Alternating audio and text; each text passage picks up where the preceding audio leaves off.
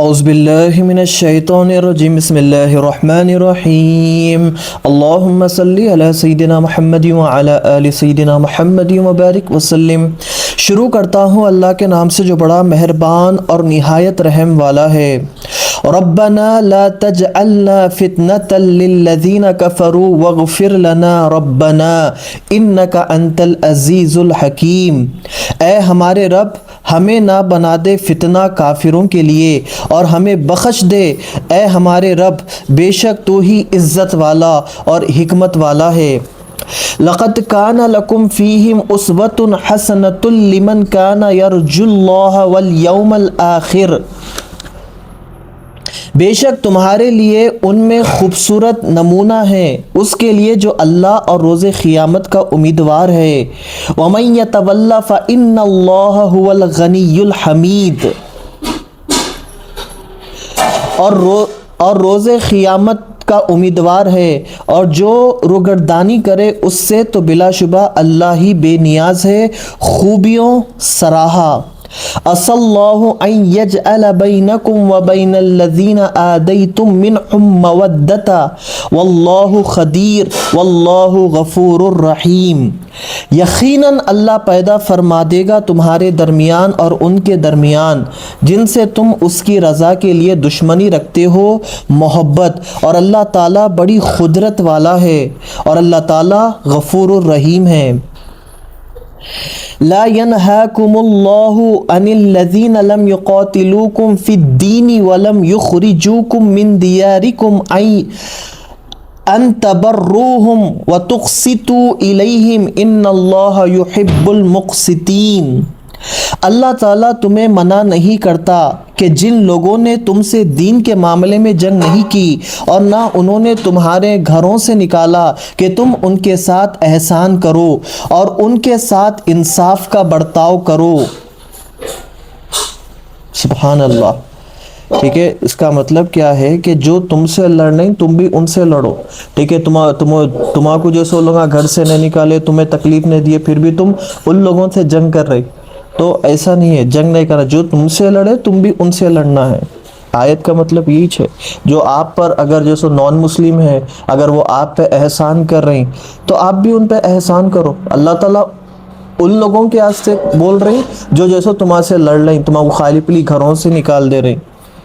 یہ بھی فتنہ ہے کہ مسلمان کسی عذاب اور تکلیف سے دل برداشتہ ہو کر کوئی ایسی حرکت نہ کر بیٹھے جو اسلام کے دامن پر ایک بدنما داغ بن جائے۔ الغرض قرآن کے یہ الفاظ اتنے جامع ہے کہ فتنے کی جتنی امکانی شکلیں ہیں ان سب کا احاطہ کیے ہوئے ہے، اور جب بندہ مومن ان کلمات سے اپنے رب کے حضور دعا مانگتا ہے تو وہ گویا اپنے آپ کو اور دوسرے لوگوں کو گوناگوں فتنوں سے بچانے کے لیے التجا کر رہا ہوتا ہے۔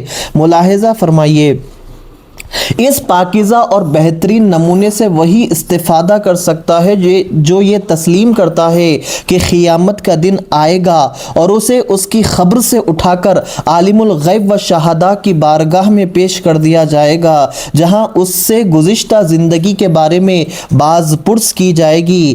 وہی ایسے نمونوں کی قدر کرتا ہے، وہی ان پاک بازوں کے نقش قدم کو خضرۂ راہ بناتا ہے۔ اہل ایمان نے اپنے تعلقات اور رشتے کفار سے منقطع کر دیے۔ اسلام کے لیے اگر ان کے سر خلم کرنے کی بھی کبھی نوبت آئی تو انہیں اس میں ذرا تعمل نہ ہوتا۔ اللہ تعالیٰ نے اس آیت میں اہل ایمان کو یہ مسردہ سنایا کہ ان قریب یہ لوگ اسلام قبول کر لیں گے، کفر کی جو خلیج تمہارے اور ان کے درمیان حائل ہے وہ بھر جائے گی، پھر تم آپس میں شیر و شکر ہو جاؤ گے۔ اسلام کو سربلند دیکھنے کی جو لگن آج تمہارے دلوں کو بے چین کر رہی ہے، یہی تڑپ انہیں بھی بخش دی جائے گی۔ تم شانہ بشانہ کھڑے ہو کر باطل کے سر غرور خاک میں ملانے کے لیے جہاد کرو گے۔ سابقہ محبت اور پیار نئے روپ سے ظاہر ہوگا، اور یہ روپ ہر لحاظ سے روپ سے زیادہ توانا اور دلکش ہوگا۔ دنیا نے دیکھ لیا کہ فتح مکہ کے بعد کفار عرب فوج در فوج مشرف با اسلام ہوئے اور تعلقات کے دیرینہ رشتے پھر سے استوار ہو گئے۔ یقیناً اللہ پیدا فرما دے گا تمہارے درمیان اور ان کے درمیان جن سے تم اس کی رضا کے لیے دشمنی رکھتے ہو محبت، اور اللہ تعالیٰ بڑی قدرت والا ہے۔ پہلی آیت میں کفار کو دوست بنانے سے روک دیا، اس کی وجہ بھی بتا دی کہ انہیں حضور نبی کریم صلی اللہ علیہ وسلم کو اور بے قصور مسلمانوں کو اپنے وطن اور اپنے گھر بار سے نکال دیا۔ اس آیت میں ان کفار سے حسن سلوک کی اجازت دی جا رہی ہے جنہوں نے مسلمانوں سے نہ جنگ کی اور نہ انہیں جلا وطن کیا۔ حضرت صدیق اکبر کی ایک بیوی قتیلہ نامی تھی جس کو آپ نے قبل از اسلام طلاق دے دی تھی۔ اس کے بطن سے آپ کی صاحبزادی حضرت اسما تھی۔ ہجرت کے بعد وہ اپنی بیٹی کے لیے چند تحفے تحائف لے کر مدینے آئی۔ حضرت اسما نے اسے گھر آنے سے روک دیا اور تحائف قبول کرنے سے انکار کر دیا۔ اس واقعے سے ذکر انہوں نے بارگاہ رسالت میں کیا۔ حضور صلی اللہ علیہ وسلم نے اسما کو اجازت دی کہ وہ اپنی ماں کو گھر میں آنے دے اور اس کے تحائف کو قبول کرے اور اس کے ساتھ احسان اور مروت کا برتاؤ کرے۔ سبحان اللہ۔ حضرت صدیق اکبر کی ایک بیوی تھی قتیلہ نامے، تو انہوں جیسو کیا ہے اسلام قبول نہیں کرے تھے، تو حضرت صدیق اکبر کیا کرے طلاق دے دیے تھے، لیکن ان کے بطن سے حضرت اسما رضی اللہ تعالیٰ عنہ پیدا ہوئے، تو اپنی بیٹی سے ملنے کے واسطے آئے وہ ماں، تو چند جیسو کیا ہے تحفے وحفے جیسو سب لائے، تو حضرت صدیق اکبر کیا کرے وہ تحفے قبول نہیں کرے اور آنے سے منع کر دیے۔